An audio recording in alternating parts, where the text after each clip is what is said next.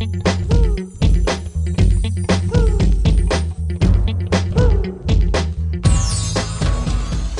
and welcome to Moving It, the talk show for movement ambassadors. My name is Jenna, and I'm here today to talk to you about an easy way to join the movement. This way is a very fun way that you can get involved in your community and do a few things to make some changes in your community as well. And I'm talking about being an MS activist.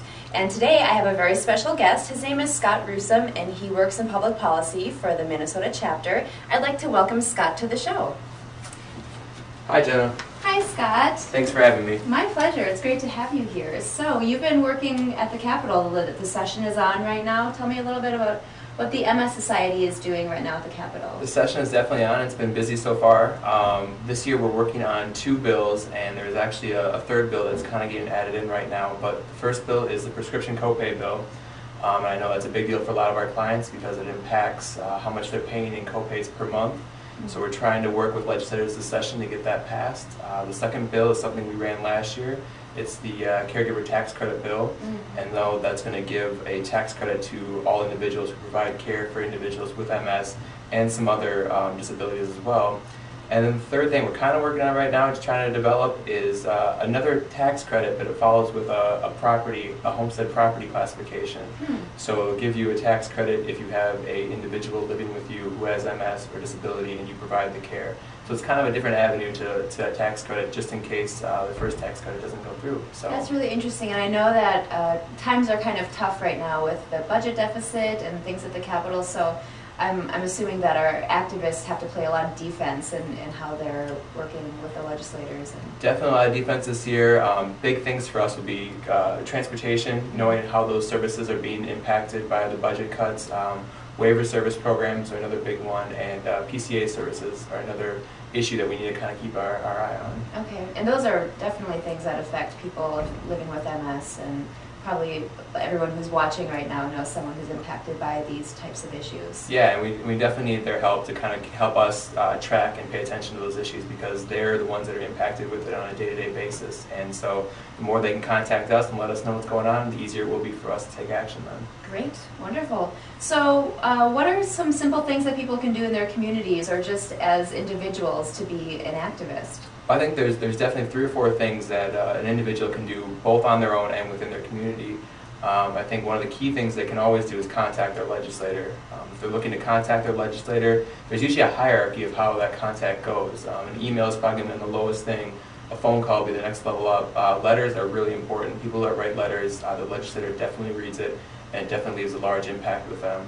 And then meeting with their legislator too at the legislator's office is another great way to kind of be involved and make your voice heard.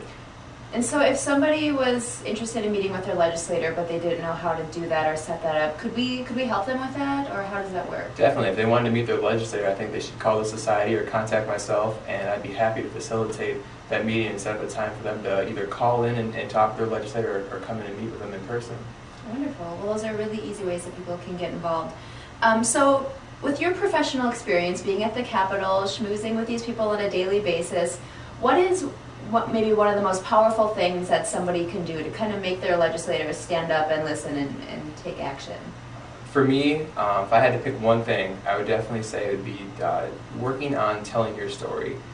I can only go so far when I go into a legislator's office or when I meet them in the hall. They listen to me and I can do what I can do, but a person with MS or a person who has connection to MS, their story is by far the most impactful thing that a legislator can hear. That's really going to resonate with them and affect the most change.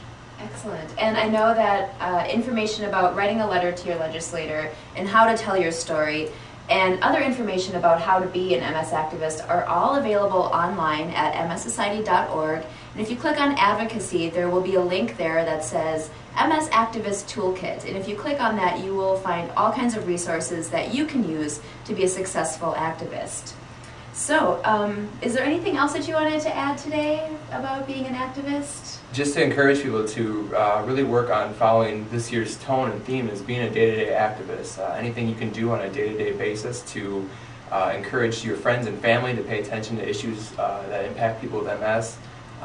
Work within your community to generate interest and educate your friends and family and other community members about MS issues. All those things are really important to us this session.